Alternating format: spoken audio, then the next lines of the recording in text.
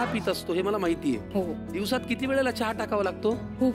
मला कंटाळा आला की ते करून घेतात. पण तुम्हाला कंटाळा येतो चहा करायला हो. आपण जरा तुमच्या नात्याकडे जाऊया. तुमचं लव्ह मॅरेज नाही, अरेंज मॅरेज. कशी भेट झाली? कुठे हे साक्षात योगेश शिरसाट कुठे भेटले? प्रॉपर बघण्याचा कार्यक्रम झाला. भुसावळ एक तर म्हणजे 48 डिग्री टेम्परेचर अशा अवस्थेत पोहोचलो दुपारी आणि नेमकी त्यावेळेला लोड शेडिंग यांच्या घरी लाईट गेलेली. ते उपाट्यानं हैराण कधी येतं इथं मी असं झालं तुम्हाला. आणि मग तो बघण्याचा कार्यक्रम झाला. एवढ्या गरमी त्यांनी एकदम सुग्रास जेवण खूप सारं केलेलं आणि खानदेशातले पदार्थ म्हणजे अबाब म्हणजे अरे मी म्हटलं पोरगी नको इथून निघू द्या पटकन.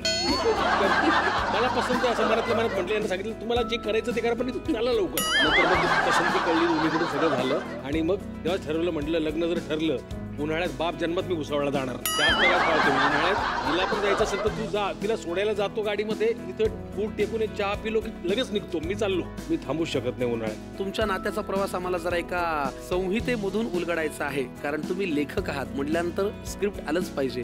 तर ही संहिता मागूया आणि बघूया नातं कसं उलगडत जातंय. प्लीज घेऊन या. याच्यावरती लेखकाचं नाव आहे प्रख्यात लेखक साक्षात योगेश शिरसाट.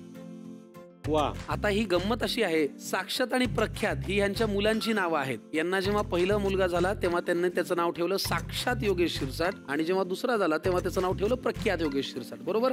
स्क्रिप्टवरचं पहिलं पान आहे बाळाचा बाप सुपरस्टार. सुपरस्टारच्या वेळी साक्षात झाला तेव्हा ते लगेच दुसऱ्या दिवशी मुंबईला त्यांना बोलवायला बोलवलं. कॉल आला होता अगदी दुसऱ्या दिवशी. हो. काय तारीख ती? 1 ऑक्टोबरला तो झाला. तिच्या माहेरी झाला तो. आणि ऑक्टोबरच्या शेवटच्या आठवड्यात आपल्याला इकडे बोलवलं होतं. करेक्ट. म्हणजे मी माहेरी त्याला बघायला जाणार इकडे कॉल आला तर त्याला बघायला जातं मी इकडे आलो. आणि मग तू महाराष्ट्राचा सुपरस्टार या शो मध्ये प्रवास सुरू झाला पण 3.5 महिने मी बाळाला भेटलोच नाही. आणि मग चॅनलनी झी मराठीनेच इनिशिएटिव्ह घेऊन त्यांना गाडी करून दिली. हिला आणि बाळाला बोलवलं आणि मला डायरेक्ट या स्टेजवर डोळे मिटून वगैरे असं.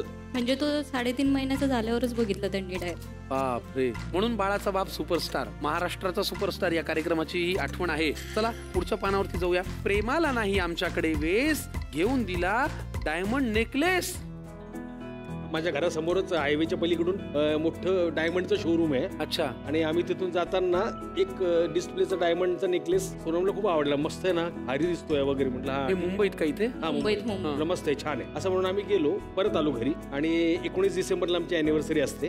बऱ्यापैकी पैसे जमा झाले होते तर संध्याकाळी वॉकला म्हणून खाली उतरलो बरमुडा टी शर्ट वरच. म्हटलं मी वॉकला जाऊन येतो आणि तसाच मी त्या डायमंडच्या शोरूम मध्ये गेलो आणि तिला आवडलेला तो नेकलेस मी घेतला. आणि 12 वाजेची वाट बघायची होती. 19 डिसेंबर दुसऱ्या दिवशी लागणार होतं रात्री 12 नंतर. तर तेवढ्या वेळ ते गिफ्ट ठेवणार कुठे? घरात कुठे ठेवते याला कळणार.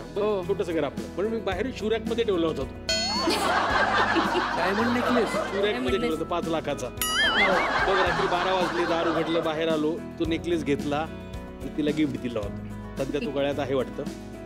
अच्छा हा तोच आहे का? हो.